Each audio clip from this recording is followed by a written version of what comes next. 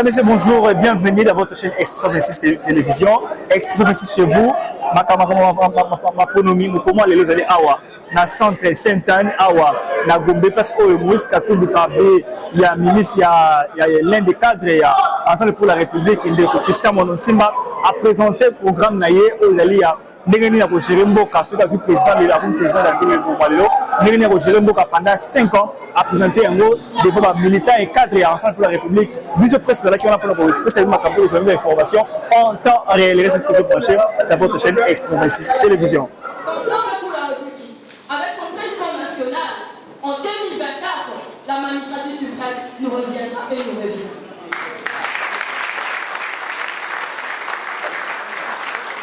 Le programme d'aujourd'hui, c'est appliqué dans l'engagement à travers 4 piliers. Il ressort les grands travaux et les soucis de cadre d'ensemble pour la République. Je nous prie de remercier et d'acclamer à cette équipe qui a travaillé pour la mise en œuvre de ce programme.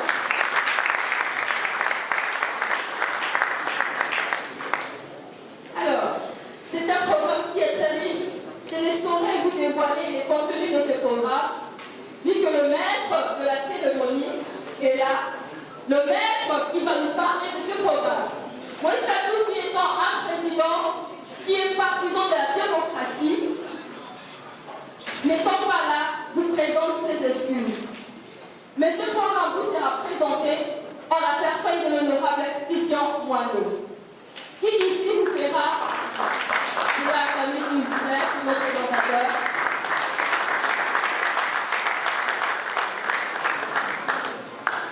Il vous sera présenté les grandes lignes du programme. Mais ce qu'il faut souligner, c'est qu'après cette journée d'aujourd'hui, nous allons organiser le plateau sectoriel au cours duquel nous allons échanger avec la presse, avec tout le monde. Nous allons tenir compte de tous les aspects pour pouvoir parler du changement dont nous parlons, dont nous avons proposé dans notre programme. Ce programme, il est portable. Ce programme, il est réaliste. Ce programme a tenu compte du bien-être et de l'amélioration des conditions de vie du peuple congolais. Nous n'avons pas mis de côté les objectifs du développement durable. Nous y avons pensé, nous y avons changé. Merci. Honneur.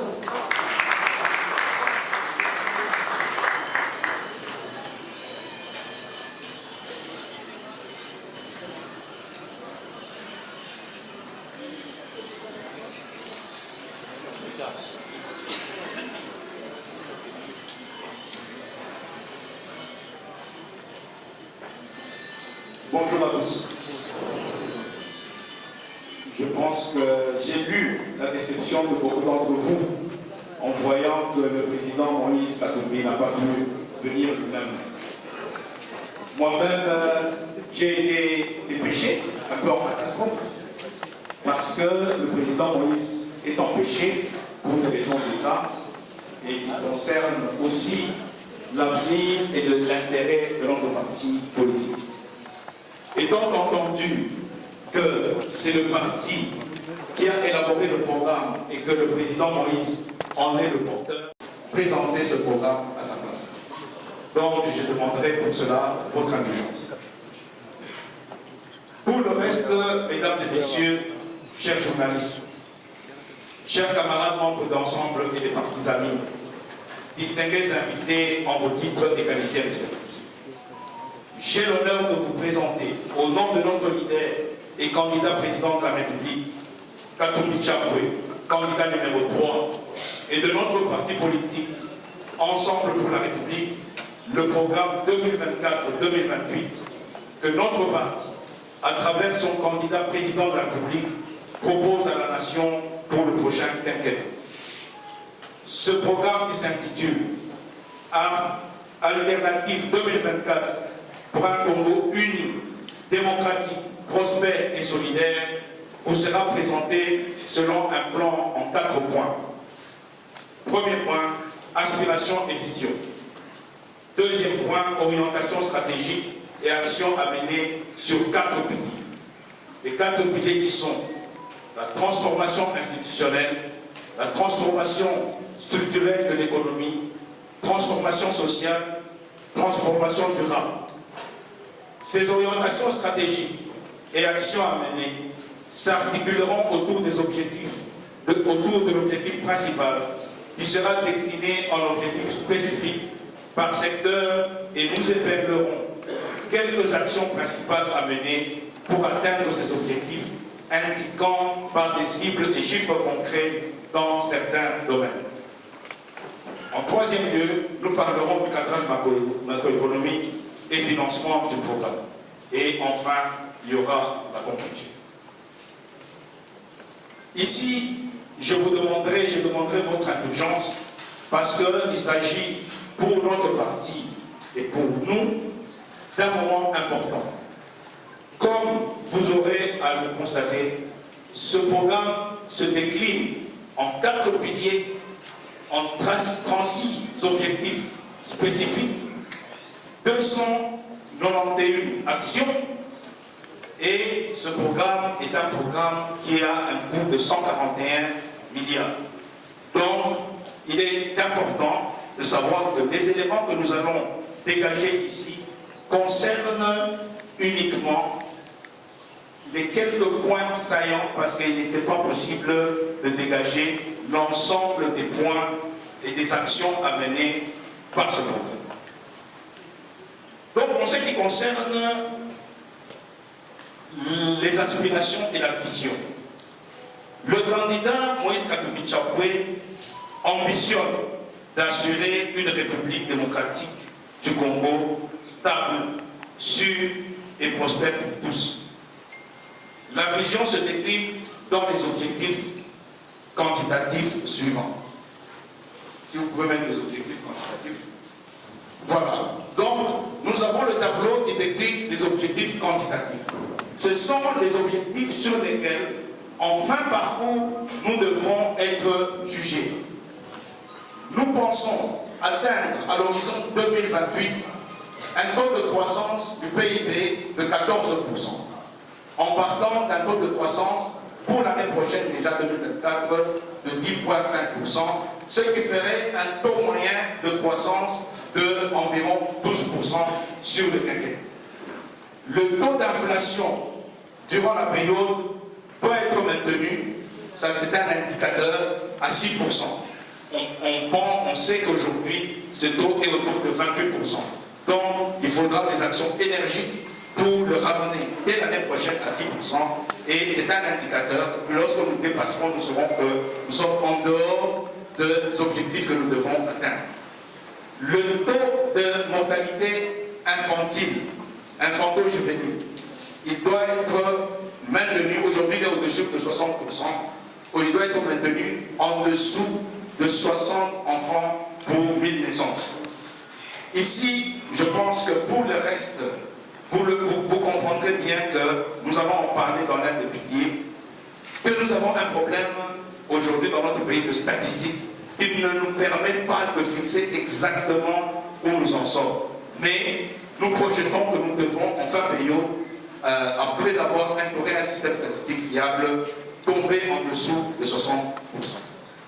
Le taux de mortalité maternelle, nous sommes aujourd'hui au-dessus de 500 mortalités maternelles pour 10 000 naissances de mamans, et nous devons tomber en dessous de 350 mamans qui meurent en accouchant. Le taux de plus de scolarisation, tient compte de toutes les personnes qui sont scolarisées et que parfois ne devraient pas être en état d'être scolarisées au niveau primaire. Donc ce taux est toujours au-dessus de 100%. Donc nous espérons récupérer, donc nous allons passer de 125 à 135%. Nous espérons récupérer donc beaucoup de personnes qui ne sont pas encore scolarisées pour augmenter le taux de plus de scolarisation. Le taux de décès en nombre d'âge doit passer de 50 et inférieur à 50. Nous espérons passer à 50 à partir de l'année 2024 et passer à 65% en fin de période. Le taux de décès par assainissement, le niveau de l'assainissement, nous sommes en dessous de 17,5 aujourd'hui. Nous espérons passer au-dessus de 50% en fin période. Le taux de désert en électricité, qui est inférieur à 25% aujourd'hui, nous espérons passer à plus de 40% de taux de désert en fin période. Le taux de chômage est un élément non maîtrisé à ce jour, parce qu'il n'y a aucune statistique qui indique quel est le niveau de taux de chômage. Nous supposons qu'il est supérieur à 80% et qu'il devrait passer en dessous de 70% en fin période.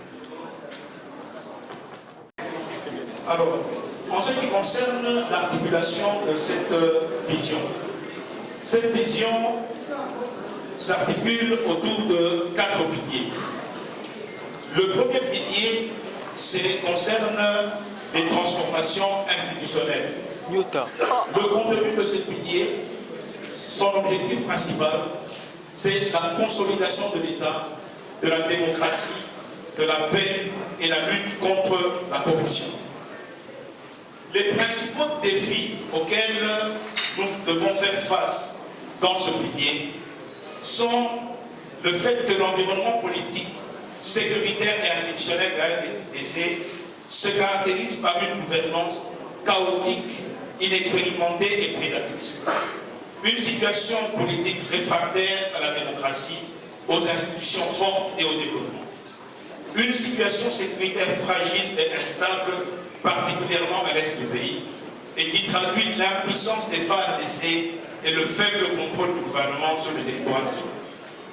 Une administration publique en rénovation, mais avec un personnel vieillissant, incontrôlé et un système de rémunération inéquitable et opaque. Un État faiblement institutionnalisé, mais fortement personnalisé autour du pouvoir politique. Un système judiciaire instrumentalisé, corrompu, dysfonctionnel et inefficace. Un processus de décentralisation inachevé et chaotique.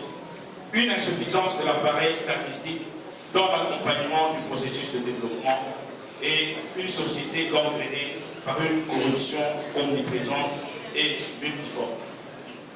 L'objectif principal sera donc de rebâtir progressivement un État congolais fort, fiable et stable et restaurer son autorité ainsi que sa crédibilité à l'intérieur comme à l'extérieur du pays. Sous ce pilier, nous avons 11 objectifs spécifiques.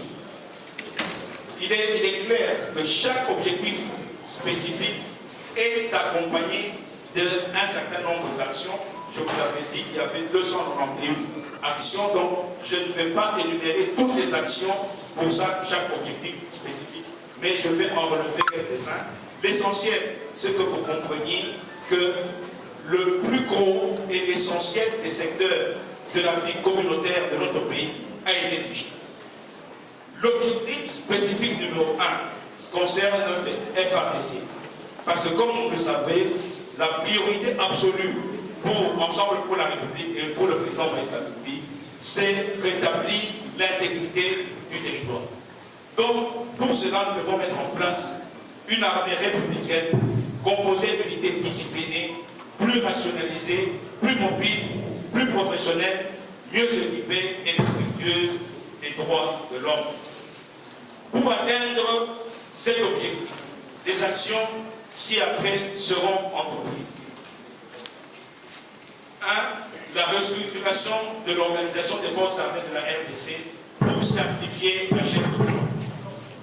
L'augmentation de la puissance de feu et de dissuasion des FARDC avec un recrutement massif des jeunes et l'acquisition d'équipements modernes. L'augmentation de la solde et des allocations familiales des militaires. Je pense que vous avez suivi le président d'Ensemble, notre candidat Moïse Katumbi, qui a dit que l'un des principaux problèmes que notre armée connaît, c'est la motivation. Cette armée qui est mal payée ne peut pas être suffisamment motivée pour gagner une guerre. Donc, dans le budget que nous comptons mettre en place, l'armée, l'augmentation des salaires, de la solde des militaires et des frais de ménage doit être sérieusement considérée. L'introduction de la citation directe dans les juridictions militaires pour bannir l'impunité des officiers recrutés intouchables. La construction progressive des casernes en dehors des villes, la nomination des commandants des unités à tous les échelons sur base de la compétence, la bravoure et la moralité, et non sur base du favoritisme et du népotisme. L'interdiction d'affectation des commandants d'unités dans leur province d'origine. Vous savez très bien qu'à l'Est, beaucoup de commandants locaux sont devenus pratiquement des chefs coutumiers et refusent d'être mutés dans d'autres provinces. Donc, avec l'avènement de Moïse Katumbi, il ne sera plus question que les commandants soient des chefs coutumiers qui soient originaires de leur province. Lié à cet objectif central de restauration de la paix et de la sécurité, nous allons prioriser les conflits devenus endémiques de l'Est du pays avec pour principal objectif d'anéantir toutes les forces négatives en vue de rétablir la paix dans les provinces de l'Ituri, du Nord Kivu et du Sud Kivu. À cet effet, nous allons allouer dans les 5 prochaines années 11,3 milliards de dollars au secteur de la défense, dont 7,1 milliards en dépenses courantes et 4,2 milliards en dépenses d'investissement. Les dépenses courantes représentent une moyenne annuelle de 1,4 milliard de dollars et constituent une augmentation de 56% par rapport à l'actuel budget qui est de 899 millions de dollars. Nous allons assigner les dépenses courantes à la formation de 10 brigades de forces de réaction rapide qui seront déployées dans les provinces du Nord Kivu, Sud Kivu et en Ituri, ainsi que l'augmentation de la solde des militaires et des fonds de ménage. En termes d'investissement, nous allons construire 3 bases militaires dans les provinces sud visées pour abriter ces brigades qui seront chargées non seulement de protéger les populations, mais aussi de redynamiser les économies locales à travers leur participation dans les agropoles. L'objectif numéro 2 concerne la police. Il s'agira de mettre en place une police nationale républicaine, disciplinée, capable de maintenir l'ordre public dans le respect des droits de l'homme. Pour atteindre cet objectif, des actions ci-après seront entreprises. Le renforcement des capacités de la police nationale congolaise par un recyclage régulier des policiers. La dotation de la PNC d'équipements modernes et adéquats. Le renforcement des effectifs de la police par un recrutement des jeunes dans toutes les provinces du pays. L'augmentation de la rémunération des policiers et l'interdiction de l'affectation des commandants d'unités dans leur province d'origine. À cet effet, nous allons consacrer au cours de notre mandat une somme de 2,5 milliards à ce secteur, dont 1,75 milliard en dépenses courantes et 750 millions en dépenses d'investissement. Ces dépenses courantes représentent une moyenne annuelle de 350 millions de dollars, soit un accroissement de 19% par rapport au montant assigné actuellement à ce secteur. Ce montant sera affecté à l'augmentation de la rémunération des policiers, des fonds de ménage ainsi que des effectifs de la police nationale congolaise qui passeront de 140 000 à 160 000 personnes policiers.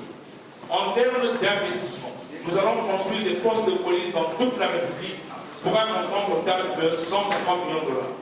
Ces nouveaux postes de police, dotés mensuellement des frais de fonctionnement, amélioreront les conditions de travail des policiers et leur permettront de lutter efficacement contre la recrudescence de la criminalité. Objectif spécifique 3 pour l'année: protéger le pays contre les menaces de déstabilisation intérieure et extérieure. Pour atteindre cet objectif, les actions ci-après seront entreprises. La remise de l'Agence nationale de renseignement ANER sous la tutelle du gouvernement. Comme vous le savez, aujourd'hui, l'ANER dépend de la présidence de la République, ce qui fait que l'administrateur général de l'ANER ne peut jamais être interpellé, même par le Parlement ou même par la Commission défense et sécurité, parce que dépendant de la présidence de la République, ce qui n'est pas normal. La cessation des poursuites politiques et la restriction des actions de l'ANER uniquement aux infractions contre la sûreté intérieure ou extérieure de l'État. On doit sortir des phénomènes où aujourd'hui l'ANER est occupé à arrêter des gens pour des questions de dette ou des querelles criminelles. donc ils doivent s'occuper uniquement des questions qui touchent à la sécurité intérieure et extérieure. La professionnalisation et le renforcement des capacités des agents des services d'intelligence. Aujourd'hui, on sait que dès qu'on a un cousin, il y a un administrateur général, il devient agent de l'ANER, il n'est même pas au courant lui-même de ce qu'il doit faire. Il faut des services secrets professionnels qui doivent être véritablement des services secrets. Objectif spécifique 4. Pour les mandataires publics, renforcer la légitimité et la redevabilité des mandataires publics dans le strict respect de sa constitution, de la Constitution et de ses lois, et dans l'unique intérêt des populations. Pour atteindre cet objectif, les actions ci-après seront entreprises. Le bannissement de l'ingérence de la présidence dans les affaires parlementaires et judiciaires. Aujourd'hui, les parlementaires qui sont là savent que de temps en temps, même le président de l'Assemblée nationale nous dit « le président a dit ». Il y a un mot d'ordre venant de la présidence. Ça doit être banni dans la gestion de président. L'interdiction aux membres des bureaux des assemblées délibérantes de cumuler les fonctions publiques avec celles des partis politiques. Aujourd'hui, vous avez vu que nous avons des présidents de l'Assemblée, présidents du Sénat, qui sont membres des bureaux d'un groupe politique déterminé, ce qui n'est pas normal. Ils doivent redevenir l'église au milieu du village.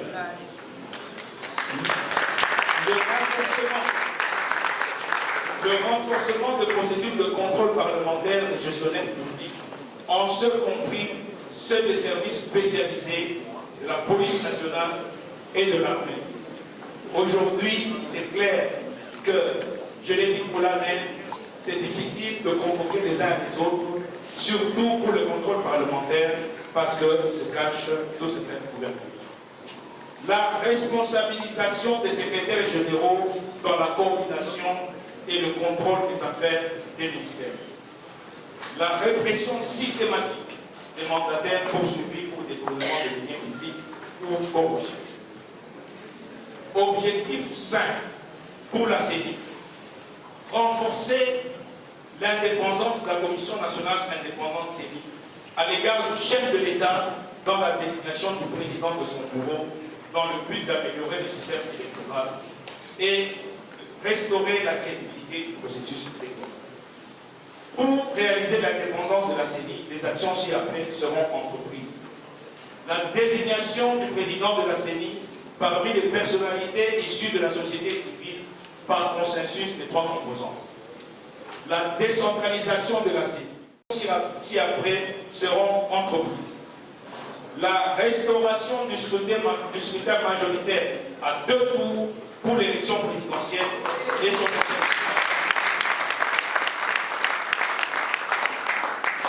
son insertion dans les blocs de dispositions.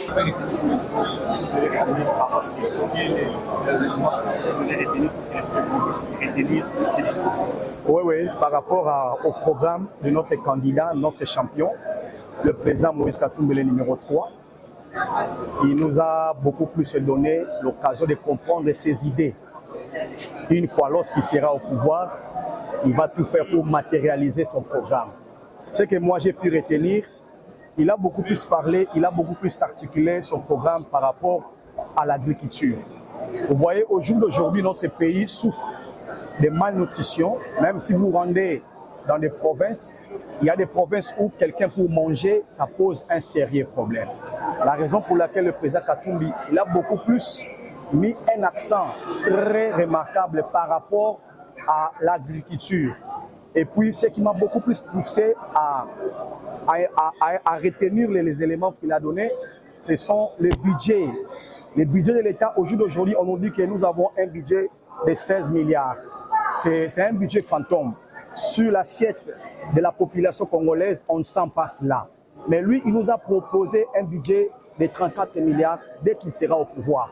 La raison pour laquelle, si on donne la confiance à ce genre de candidats, il va beaucoup plus aider la population congolaise dans son ensemble à vivre les réalités des bien fondés de son programme. Merci beaucoup.